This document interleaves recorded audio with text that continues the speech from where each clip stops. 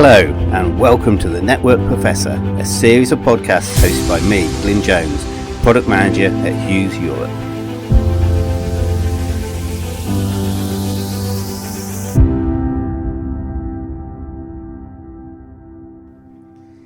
Hello and welcome to my first podcast. Is anyone out there?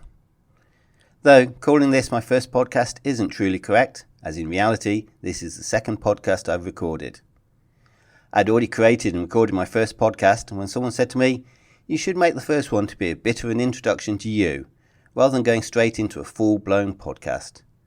So, following in the footsteps of great film directors such as George Lucas, this is a prequel to Episode 1, or what I'll dub Episode 0, Setting the Scene. I've titled this one, Is Anyone Out There? Because I'm stepping out into the unknown. Unlike any other forms of public speaking, which I've done over the years as part of my job, this is the first time I've been unable to see my audience. In fact, as I record this, I don't even know whether I've got an audience.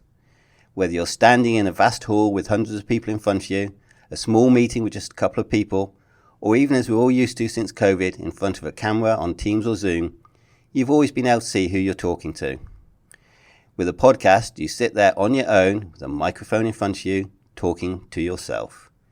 I will hold up my hand and say it's quite daunting the first time you do it.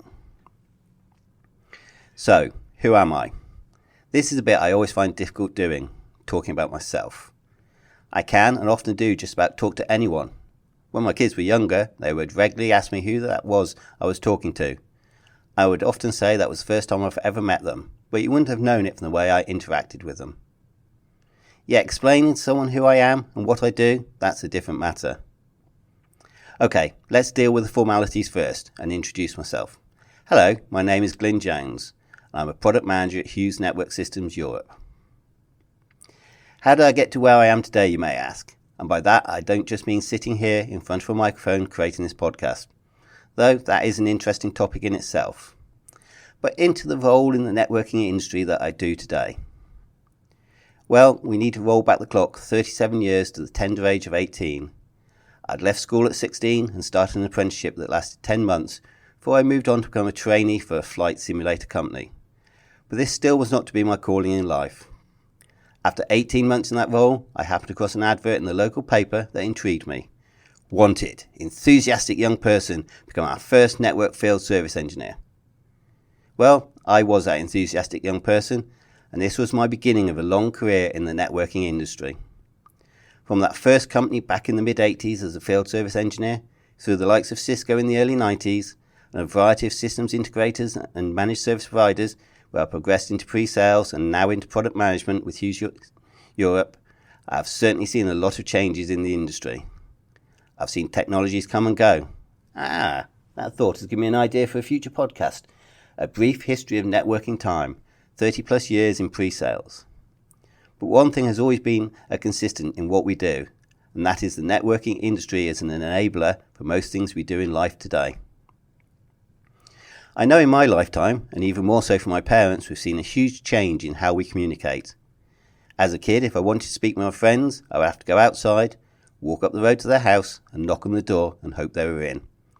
If I was lucky, I might be able to use the telephone to see whether they were in first, which for most people, the telephone, notice how I said telephone in the singular, none of this, everyone in the house having their own personal telephone, would be found on the telephone table in the hall. You would then physically dial their number using the dial on the phone. Hence why you say dial someone's telephone number. Though I think I may be showing my age here. Do the current generation of teenagers refer to it as dialing someone anymore? I don't know.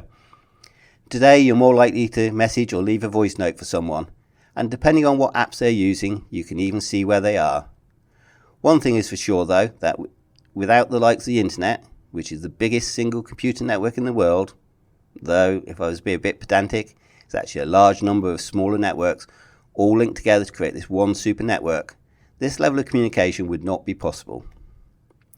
One thing that is for certain though, is that networking has helped change the way we live, work and socialise. Some may say not always for the better. But the world is now a lot smaller place, and we continually crave for that instantaneous response, whether it's to find out a bit of information or as to why so-and-so hasn't instantly responded to my message when I know they have seen it. So how, or more accurately to the point why, have I got involved in creating some podcasts? Over the years, I've often been involved with training new starters in the art of networking, or more to the point, imparting some of my knowledge and experience that I've built up over the years. These sessions used to be quite formal with presentations and the like, which does work, but I've found over the past few years that if I stand in front of a blank whiteboard and start with a general topic in mind and free flow the content, a lot more can be achieved. Our head of marketing refers to me as the professor because of my approach to training. What it does mean though is this style lends itself to doing podcasts. So when one of our marketing team raised the subject of podcasts, I thought maybe this would be an interesting thing to get involved with. So what is coming next? The initial series of 12 podcasts, or what I'm terming podcasts in brief, each one lasting 7 to 10 minutes, covering a variety of subjects from the likes of the challenges of managing your network in the digital age, why SASE matters for enterprise networks, and the importance of network redundancy and backup solutions. You'll find the first two are available right away, with the rest of them coming out on a weekly basis every Thursday. Thank you for taking time out of your busy day to listen to my first podcast. I'm looking forward to producing many more to come.